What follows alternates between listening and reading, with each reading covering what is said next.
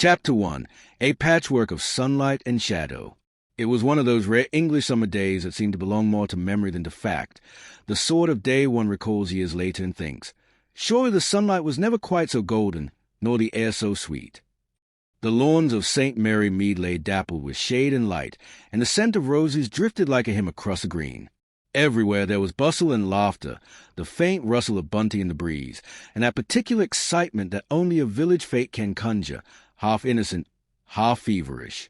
I remember thinking how very ordinary it all seemed at the time, the trestle tables laden with cakes and jams, the brass band tuning its instruments, the colonel striding about with his clipboard like a general before battle. Yet beneath that surface, even then, there was something strained, a tautness in the air, as if the village itself were holding its breath. Miss Marple, of course, noticed it too. She was seated just to my left beneath the great oak by the churchyard wall, a small figure in a straw hat trimmed with faded blue ribbon. Her knitting needles clicked softly as she watched the comings and goings with those mild, far-seeing eyes of haze, the eyes of a person who has seen too much of human nature to be easily deceived by it. Such a very happy occasion, I remarked. She looked up at me and smiled that gentle, absent smile of hers. "Yes, my dear," she said. "So often, murderers are happiest just before they do something dreadful." I laughed, thinking she was joking, but Miss Marple was rarely flippant. She merely bent back to her knitting, the fine thread catching the sunlight like spun silver. The fete itself was the grandest we had had in years. Colonel Arthur Cartwright, retired military and self-appointed champion of all village matters, had declared that this year's event would outshine Much Benham's wretched little affair entirely. And so it did. There were stalls of every sort, preserves, embroidery, flower arrangements, and the inevitable white elephant table, which I myself was helping to manage. The colonel's booming voice carried across the green as he directed proceedings with martial precision. Yet, for all his enthusiasm, there was an undercurrent of anxiety in the colonel that day. His moustache, usually so perfectly waxed, drooped ever so slightly, and his temper, never mild, seemed on a hair-trigger. I recall seeing him exchange a sharp word with the late Mrs. Havisham near the flower tent, though at the time I thought nothing of it. Ah, Mrs. Havisham. Eleanor Havisham had been, for as long as anyone could remember, the unchallenged grande dame of St. Mary Mead, wealthy, imperious, and entirely sure of her own importance. Her late husband had made his fortune in shipping and had left her the grand house on the hill, the Laurels, along with an income that would have satisfied a duchess. She dispensed charity with one hand and humiliation with the other, and while few would admit it aloud, there was scarcely a soul in the parish who did not, at one time or another, wish her comfortably dead. Still, she was a fate's greatest patron, and her word was law in such matters as flower arrangements, raffle prizes, and the annual judging of the rose competition, a tradition she took more seriously than Holy Communion. This year, she arrived late, borne down the hill in her chauffeur-driven Daimler, clad in a hat so wide it could have shaded the vicarage porch. At her side fluttered Lily Tremaine, her young companion, a delicate, fair-haired girl with nervous eyes and a sweetness that seemed almost too gentle for her surroundings. Mrs. Havisham treated the poor girl rather as one might a particularly dim but decorative dog, indulgently, yet without affection. "Really, Lily, must you dawdle so?" I heard her snap as they passed. "The begonias will wilt before we reach the judge's table." Miss Marple, watching them, murmured something about the lilies of the field, which, I dare say, was not entirely complimentary. By noon, the air had grown warm and heavy. The brass band played valiantly through selection of marches. Children ran shrieking after bunting tails, and the smell of lemonade and trampled grass filled the air. I recall catching sight of Dr. Jonathan Reed, our local GP, a tall, good-natured man with sandy hair, speaking with Mrs. Havisham near the refreshment tent. He was offering her something, a lozenge, I believe, and she took it with an expression of great dignity, as though accepting an offering from a subject. She slipped it into her reticule, and made some remark that caused the doctor to flush. Miss Marple, from her vantage point, noted the exchange but said nothing. A little later, a newcomer to the village arrived, Michael Croft, the young artist who had rented the mill cottage by the brook. He was handsome in a quiet, rather brooding way, and I believe half the unmarried ladies in the parish had taken turns bringing him baskets of scones. Mrs. Havisham had already expressed her disapproval of him. "One of those modern people who live by painting meaningless blobs," she said, but I noticed how his gaze followed Lily Tremaine across the green. There was, perhaps, something in that. It was just after 3 o'clock when the judging began.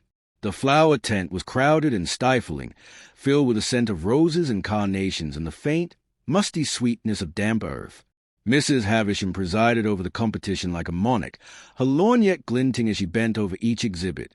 The colonel hovered behind her, perspiring slightly beneath his Panama hat. "Well, Mrs. Havisham," he said, his voice overly hearty, "I believe you'll find the standard remarkably high this year. The ladies have outdone themselves." Mrs. Havisham gave him a thin smile. "Indeed, Colonel, though I trust you'll agree that quality, not enthusiasm, is a true measure of excellence." There was an awkward pause, during which Miss Marple's needles clicked once, twice, 3 times, the only sound in the tent besides a drone of bees outside. Then Mrs. Havisham turned to the final arrangement, a magnificent display of deep crimson roses, blooms so perfect they seemed almost unreal. "Ah," she said, satisfaction in her tone. "These, I think, will do very well indeed." The colonel nodded, his smile tight. "Your decision, madam." Mrs. Havisham took the blue prize ribbon from the table and pinned it to the vase herself. Then, with an air of triumph, she turned to address the crowd that had gathered at the tent's entrance. "Ladies and gentlemen," she began, her voice carrying across the murmuring throng, "it gives me great pleasure to announce the winner of this year's rose competition." She broke off. A curious expression crossed her face, surprise first, then confusion. Her hand went to her throat, clutching at the ribbon she still held between her fingers. There was a faint choking sound, a gasp, and then, quite suddenly, she crumpled where she stood, the blue ribbon fluttering down like a fallen petal beside her. For a moment, no one moved. It was as if time itself had paused. Then someone screamed. The colonel bent over her, shouting for the doctor, while Miss Marple rose slowly to her feet, her knitting falling unheeded to the grass.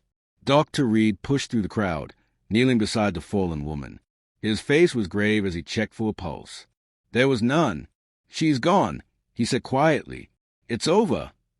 There was a hush, broken only by the distant laughter of children still playing somewhere on the green, unaware that the day's gaiety had turned to horror. I remember the way the sunlight, slanting through the tent's canvas, fell across Mrs. Havisham's still face, and how it seemed, in that instant, as though all the warmth had gone out of the afternoon. Miss Marple, her expression unreadable, stooped to retrieve the fallen ribbon. She turned it delicately in her fingers, examining it with the same mild curiosity one might give a curious insect or an unfamiliar stitch in a piece of lace. Then she said, very softly, "Oh, dear me, how very sad, and how very human." And that was the beginning of it all, the day our village fate became something darker, something whispered about for years afterward as the day the roses turned red for the wrong reason.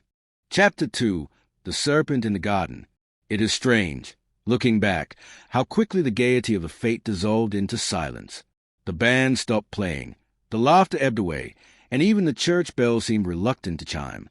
The crowd parted, uncertain, whispering, that terrible, instinctive murmur that always follows sudden death. One could feel the shock settling over St. Mary Mead like a mist, dimming all color, muting all sound. Mrs. Havisham was carried to the shade beneath the oak, her hat askew, her ribbons wilted. Dr. Reed was brisk but grave. He murmured something about heart failure, though the word carried little comfort. She had been hearty enough an hour before, hearty in health, if not in disposition. I remember glancing at Miss Marple as we stood together by the refreshment table. Her face was pale but composed. She had that expression she sometimes wore in church when the sermon touched on sin, a kind of patient sorrow, as though she saw more than others could. Presently, the local constable arrived, all buttons and importance, and within an hour Inspector Drew had come down from Much Benham. He was a tall, serious man, with the manner of one who considers laughter unprofessional. "Natural causes, Doctor?" he asked briskly. Dr. Reed hesitated. "I would prefer not to say until after an examination." Mrs. Havisham complained of no illness, and there are certain, symptoms which do not fit. The inspector raised an eyebrow. You mean poison? It was whispered more than spoken, yet the words seemed to ripple outward through the crowd like a chill breeze. Poison. It sounded almost old-fashioned, something out of a sensation novel. And yet, in that moment, I felt its sinister plausibility. The lemonade was the obvious culprit. Half the village had drunk it, yet it was Mrs. Havisham who had fallen. And so the murmurs began, speculation, fear, and, inevitably, the naming of names. By late afternoon, the fete had been abandoned. The bunting sagged, the cakes went uneaten, and the prize ribbon fluttered sadly in the breeze. Miss Marple and I walked home together beneath the drifting petals of the chestnut trees. It is curious, she said after a long silence. Poisoning, when one thinks of it, is a very intimate sort of murder. It requires proximity, patience, and the smallest measure of imagination. You believe it was poison, then? I asked. She gave a small sigh. Oh, my dear, I believe it was human nature. The method is but embroidery. I did not entirely understand what she meant then, though I do now. The following morning, the village was astir with rumor. It was learned that traces of a foreign substance, though not yet identified, had been found in the remnants of Mrs. Havisham's lemonade glass. The theory, eagerly adopted by all, was simple. Someone had tampered with her drink. Colonel Cartwright, meanwhile, was in a state of visible agitation. His pride, wounded by tragedy upon his meticulously organized fate, compelled him to assist the police at every turn. He strode about issuing orders, though no one was quite certain under what authority. Dash shame! What? A fate ending in murder. Reflect most badly on the committee, he muttered to me when I brought him tea at the Green. We'll get to the bottom of it, Mrs. Clement. You mark my words. Probably some outsider, that artist fellow, Croft. Shifty sort of chapter. Miss Marple, seated nearby, looked up from her knitting. Oh, I should hardly think so, she said mildly. Mr. Croft has a very pleasant smile, and murderers rarely do, in my experience. The colonel snorted. Smile or no smile, he's been asking questions about the Havisham for weeks, and she was never one to forgive a curiosity about her late husband's affairs. That, of course, was true. Mr. Havisham's business dealings had been a source of whispered speculation for years. There had been talk, quiet, delicate talk, of ruined partners and dubious contracts. It was said that one of those partners, a man named Croft, had died in penury. That his son should reappear in the village years later was, to some, rather too coincidental. Inspector Drew questioned everyone connected with the fate. He was courteous, methodical, and, in the way of practical men, inclined toward obvious conclusions. He spoke first to Dr. Reed. You were seen offering Mrs. Havisham a lozenge before her death. The doctor looked uncomfortable. A simple throat pastille. She was coughing. I've given her the same dozens of times. It couldn't have had anything to do with it. Where did you keep them? In my pocket, Inspector. I assure you, they are harmless. Harmless. The word lingered oddly in the air. Next came Lily Tremaine. Poor child. She was quite distraught, her eyes red-rimmed, her hands trembling as she clutched a handkerchief. She was kind to me, in her way, Lily said haltingly. Sometimes cross, of course, but she looked after me. She said I had no one else. Did she intend to provide for you, Miss Tremaine? The girl hesitated. She mentioned a legacy, but I never asked. Truly, Inspector, I wouldn't hurt her for the world. Miss Marple, who was present in her quiet capacity as observer, watched the girl closely. Later, she remarked to me, Poor Lily, so gentle, and yet she has already learned how to cry prettily. I wonder who taught her that. That evening, I invited Miss Marple to the vicarage for supper. The vicar himself was away visiting a parishioner, and the house seemed oddly large and echoing. We ate simply, soup and cold meat, and afterward we sat in the drawing-room, the lamplight soft on her silver hair. I suppose, I said, it must have been a lemonade. She was holding the glass when she fell. Everyone assumes. Yes, said Miss Marple softly. "Everyone assumes. That is precisely the difficulty." She set down her cup and folded her hands upon her lap. "In my experience, my dear, murder is rarely a matter of chance. One does not simply stumble upon poison. It requires thought, preparation, and, above all, opportunity. Now, who had that? Anyone, perhaps. The fate were crowded. Crowded, yes, but opportunities are seldom as plentiful as they appear. One must look, you see, for what people believe rather than what they do. In this case, everyone believed that the drink was a cause. But why should the glass have been left so conveniently near? Why should only Mrs. Havisham be affected? She leaned back, her eyes half closed. "No, my dear, I think the poison, if poison it was, found another path altogether." I stared at her. "But how?" Miss Marple smiled faintly. "There was once, in our village, a most unpleasant business concerning Mrs. Price's marmalade. It caused no end of trouble at the Women's Institute. Everyone thought the fault lay in the sugar, until it was discovered that her cousin Millie had washed the jars in soda water and failed to rinse them properly. A simple domestic mistake, yet quite enough to make the whole batch unfit. Two harmless substances, you see, sugar and soda, each innocent until they met. I felt a shiver that was not entirely due to the evening air. Two harmless substances, I murmured. You think that may be the case here? "I think," said Miss Marple, rising to fetch a shawl, "that one should never underestimate the ingenuity of resentment. It can work with very little, a lozenge, perhaps, or a ribbon." I recall the way she said it, lightly, almost absently, yet something in her tone made me glance at her sharply. But she had already turned away, adjusting the lace at her throat with her usual placid air.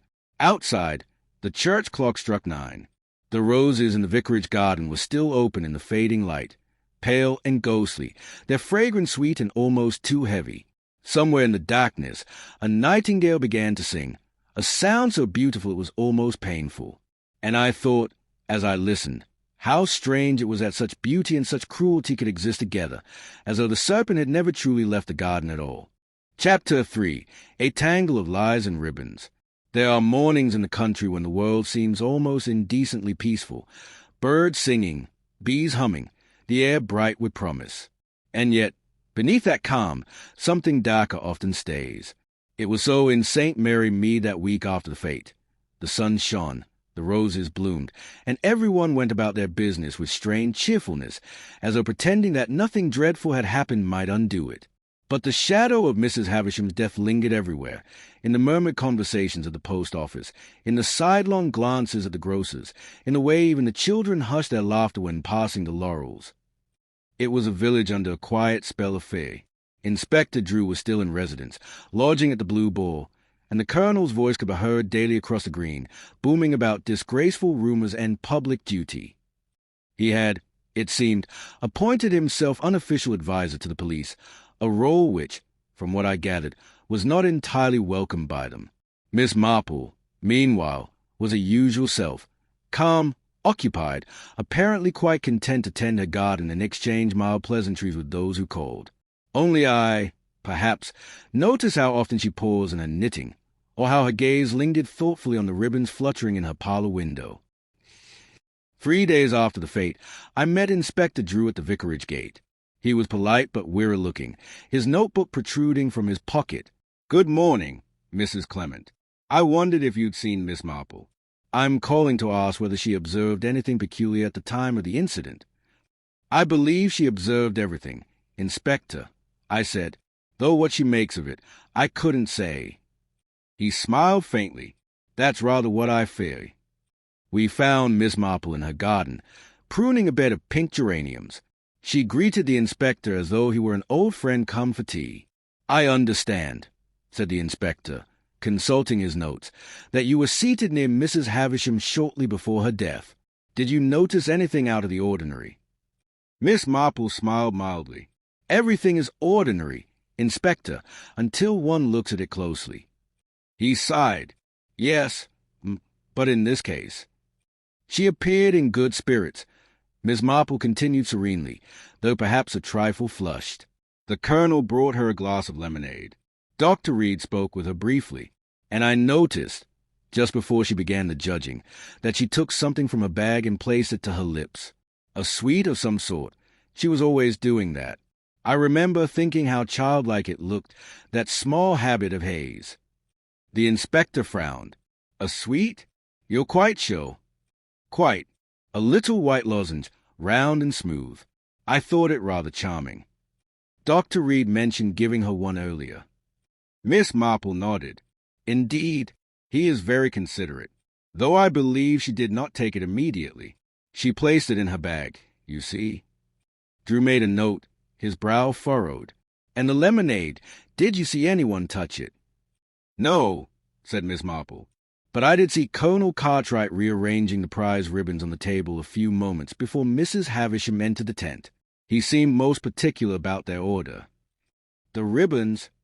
Yes, green for vegetables, yellow for jams, blue for flowers. So tidy, our colonel. A man who likes everything in its place. That afternoon, word spread quickly through the village. The laboratory report had come back. The poison found on Mrs. Havisham's cup was not the same substance discovered in the lemonade jug.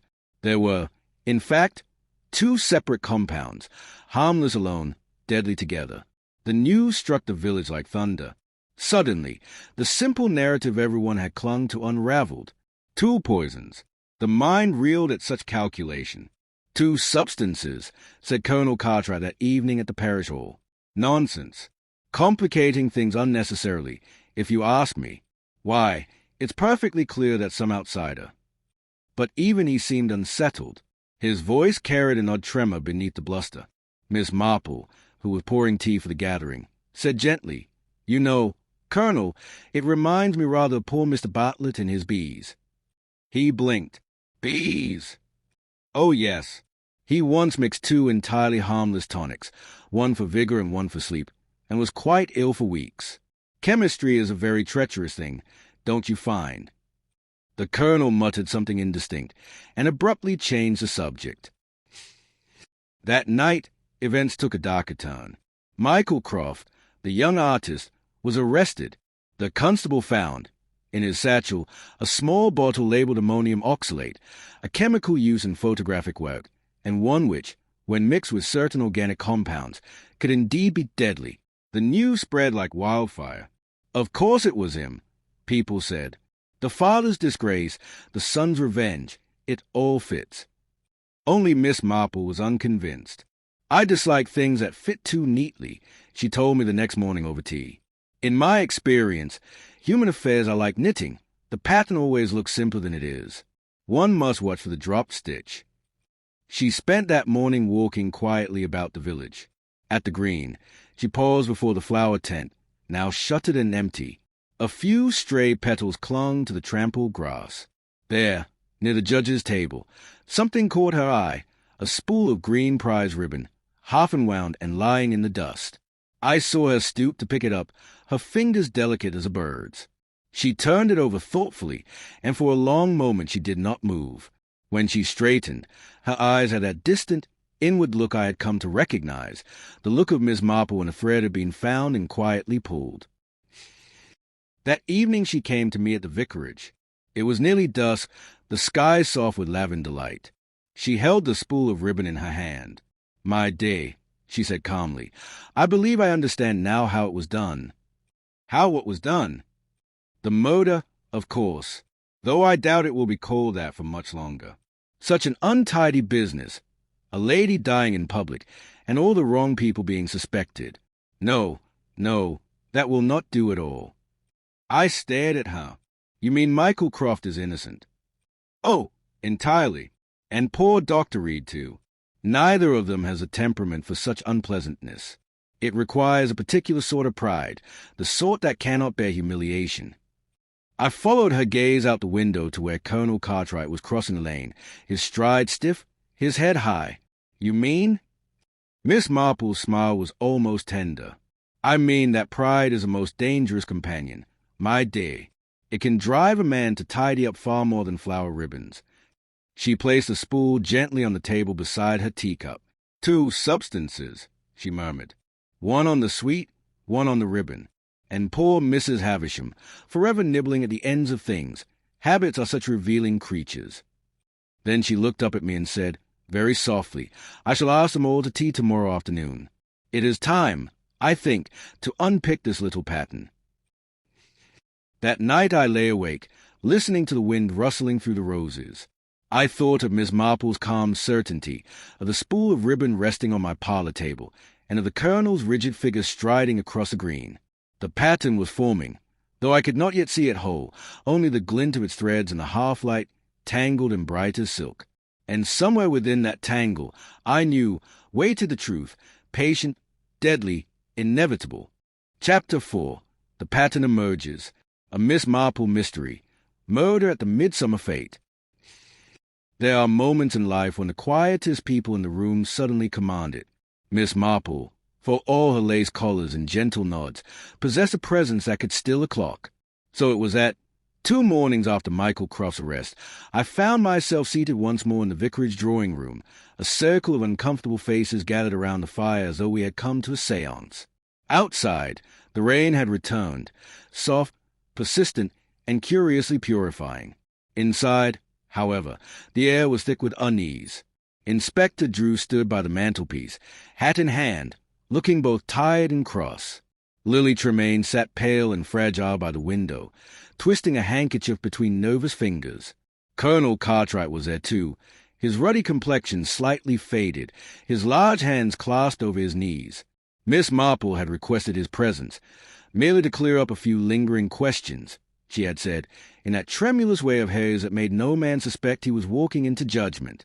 Dr. Reed had been summoned as well, and the vicar, ever the peacemaker, poured tea that no one drank. Now, Miss Marple began, setting down her cup with deliberate care, I think we might all agree that poor Mrs. Havisham's death has puzzled us exceedingly. Inspector Drew has been most diligent in his inquiries, and yet she smiled faintly, eyes resting on the Colonel. I cannot help feeling that we have been looking in the wrong direction. The Colonel gave a small, dismissive snort. I dare say that's true of most investigations, Miss Marple, but I should think the police have the right man at last. Indeed, she murmured. Oh, how reassuring that would be. And yet, she looked down, almost apologetically. I fear our young Mr. Croft is quite innocent. Inspector Drew frowned. On what grounds? Why, on the simplest of grounds, Inspector, she said gently. He could not have known about the prize ribbons. There was a silence, disturbed only by the faint hiss of the rain on the windows. Miss Marple, in her pink cardigan and sensible shoes, seemed an unlikely herald of revelation, yet her pale blue eyes gleamed with quiet certainty. You see, she continued, the method of murder was a most clever one, clever and cruel. It involved 2 separate substances, harmless in themselves but deadly when combined. One of those substances was applied, most innocently, to a lozenge, the one offered by Dr. Reed. The doctor shifted in his seat, alarmed. My dear Miss Marple, you can't possibly mean... She raised a placating hand. Oh, not at all your fault. Doctor, you could have no idea. The lozenge was harmless, perfectly so, until... She paused. Until Mrs. Havisham placed a ribbon of her winning bouquet in her mouth. It was a little habit of Hayes, I am told, one noticed by several villagers, including our dear Mrs. Price at the post office. A nervous habit, quite unladylike. Lily gasped softly. She did do that. I told her once it wasn't becoming. Yes, my dear, and it was her undoing. Miss Marple leaned forward, her voice lowering like a storyteller drawing her listeners close. The second substance, you see, was brushed upon the green prize ribbon of her bouquet. The combination of the two created a fatal reaction almost instantly, enough to stop her heart before she could even cry out. Ingenious, really. One might almost admire it, if one did not so thoroughly despise it. Inspector Drew was scribbling notes furiously. And who, Miss Marple, would have had access to both the ribbons and the awards? She looked at him steadily. Only one person, Inspector, the chairman of the Fate Committee, Colonel Cartwright. All eyes turned to him. The Colonel's ruddy face blanched. His moustache twitched. What utter nonsense! I had nothing to do with the ribbons. That was Miss Willet's department. Miss Marple's head tilted slightly. Ah, but Miss Willet told me she delivered them to you, Colonel, for safekeeping, the evening before the fete. And you yourself were seen inspecting the prize tables the following morning. You adjusted several displays, including Mrs. Havisham's roses. I was merely tidying, he barked. Yes, she said softly. You have always been a tidy man, Colonel, particularly when it comes to loose ends. For a long moment, no one spoke. Outside, thunder murmured over the fields. At last, the Colonel rose to his feet. You can't prove a word of this. You're a meddling old woman with too much imagination. Miss Marple sighed. Oh, imagination, yes, but I fear, Colonel, this time it is memory that condemns you. I remember an incident, years ago now, when a certain housemaid in this village attempted something very similar. She used 2 cleaning fluids on her mistress's silver. One by itself would have done no harm. The other, added later, created a most frightful poison. The poor woman survived, but only just. She looked up at him with a sadness so deep it silenced him. It struck me, you see, that such a method requires a tidy mind, and one accustomed to discipline. The sort of mind that runs committees, inspects rifles, and keeps everything in its proper place. The Colonel's jaw worked soundlessly. His eyes darted from Miss Marple to the inspector, then to the vicar, and then, Miss Marple continued, her tone almost wistful. There was a question of motive. You and Mrs. Havisham quarreled, did you not? She intended to withdraw her patronage from the fete, to divert her money to the hospital fund instead. You said it would be a betrayal of tradition. His voice cracked. She ruined my father. Do you know what that woman's husband did? He left him penniless, disgrace. Yes, Miss Marple said softly. And you've carried that resentment for 30 years. Pride is a terrible thing. Colonel, it can fester like a wound beneath all the polish of good breeding. The inspector stepped forward then, slowly. Colonel Cartwright, I must ask you to come with me. The old soldier's shoulders sagged. He looked suddenly smaller, like a child found out in some dreadful mischief. For a moment, I thought he might protest again, but instead, he only whispered, she would have laughed. She always laughed at me. Miss Marple inclined her head. Yes, and you wanted the last word. He gave a strangled sound, not quite a sob, not quite a curse, and allowed himself to be led from the room. When the door closed behind them, there was a long, trembling silence. The rain had stopped. The world outside seemed hushed, expectant, as if the village itself were holding its breath. Lily Tremaine began to cry quietly, her tears falling into her untouched tea. Dr. Reed stared at the hearth, shaken. At last, Miss Marple spoke again, so softly I almost missed it. It is a sad thing, you know, she said. Pride. It makes fools of clever men and monsters of ordinary ones. And yet, she sighed, folding her hands, I suppose one must pity him. He loved his village, in his way. Only, he loved it too much to let it change. Her words lingered in the air like a benediction and a warning both. That evening, as the lamps were lit in St. Mary Mead and the villagers spoke in hushed tones of the arrest, I walked home with Miss Marple beneath a pale sky streaked with gold. You knew from the beginning, didn't you? I asked her. She smiled faintly. Oh, my dear, not at all. I only knew that people are very much alike, whether they are chairing committees or washing silver. One has only to watch carefully and remember. We walked on in silence, the gravel crunching beneath our feet, the roses breathing faintly in the twilight.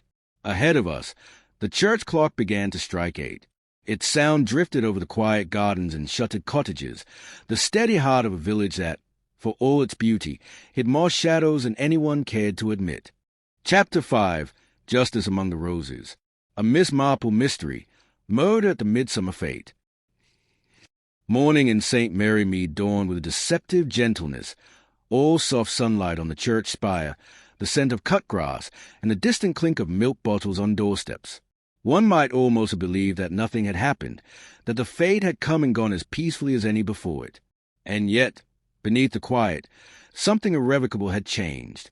The villagers spoke in murmurs over garden gates, their eyes sliding away at the mention of the colonel. The bunting still hung limp along the high street, faded and rain-stained, like a smile that had outstayed its welcome. Even the roses seemed to droop a little in the morning light. It was over, or so everyone said, but there remained one last chapter to be written. The vicarage drawing-room had never looked more melancholy. The flowers from the fete, now wilted, still stood in their vases, drooping like tired guests who had overstayed their visit. Miss Marple sat by the window, knitting in her usual patient way, her needles clicking softly like the slow ticking of time itself. Colonel Cartwright had spent the night under guard at the police station in Much Benham. This morning, Inspector Drew was to come for his final statement before taking him away to the county gaol. Miss Marple, ever kind, had asked that he be brought first to the vicarage. It is better so, she had said. Pride is a delicate thing, and confession is often easier in a place that feels like home. He arrived shortly after 10, walking between two constables. I confess, my heart wavered at the sight of him, no longer the blustering chairman in his summer whites, but a weary, shrunken man with eyes that had seen too much of themselves. "Miss Marple," he said, as they ushered him into the room. His voice was rough, but not unkind. "You asked to see me." She looked up, her face soft with pity. "Yes, Colonel. I thought perhaps you would wish to set things straight before you go." He gave a short, broken laugh. "Set things straight? I don't know that anything ever will be again." Miss Marple did not answer at once. She simply waited, still, calm, patient as a dawn. And in that silence, something seemed to give way in him. She was going to destroy it. "You know," he said suddenly, "all of it, the fete, the committee, the gardens, the prize cups." She said it was old-fashioned, that her money would be better spent on hospital wards. Wards! His voice cracked. "It was our pride, the one thing that held this place together after the war. And she wanted to take it from us, from me." Miss Marple nodded. "I understand. You felt it was your duty to defend the village." He looked up sharply. "You make it sound noble. It wasn't. It was anger, pure anger. I'd kept it in for years." She laughed at my father when he lost everything, laughed again when I came home from the regiment with nothing but medals. I thought, just once, I'd make her stop laughing. He swallowed hard. "I didn't mean it to happen that way. I only meant to make her ill, frighten her a little, show her that she couldn't always win." His hands trembled. "But she died so quickly. I never meant." The inspector cleared his throat softly, but Miss Marple raised a hand. "Perhaps not," she said. "But death rarely obeys our intentions, Colonel. Once loosed, it follows its own path." There was a pause. Then the colonel straightened, his voice steadier. "I suppose you'll have your story for your little village now, Miss Marple. You can tell them that pride goes before a fall." She met his eyes. "No, Colonel, I shall tell them that pride is simply part of being human. We all have our ways of protecting what we love. Yours was merely the most tragic." He drew in a shuddering breath, and for a moment something almost like peace crossed his face. Then the constables led him away. The door closed quietly behind them. Afterward, the inspector lingered for tea, looking unusually subdued. "You know, Miss Marple," he said, "I've handled many cases, but this one, well, it feels different somehow." "Yes," she said gently, "because it wasn't born of greed or jealousy or even hatred. Not truly. It was born of pride, the most respectable of sins." He nodded slowly, staring into his cup. "And Mrs. Havisham." Miss Marple's smile was faint, tinged with melancholy.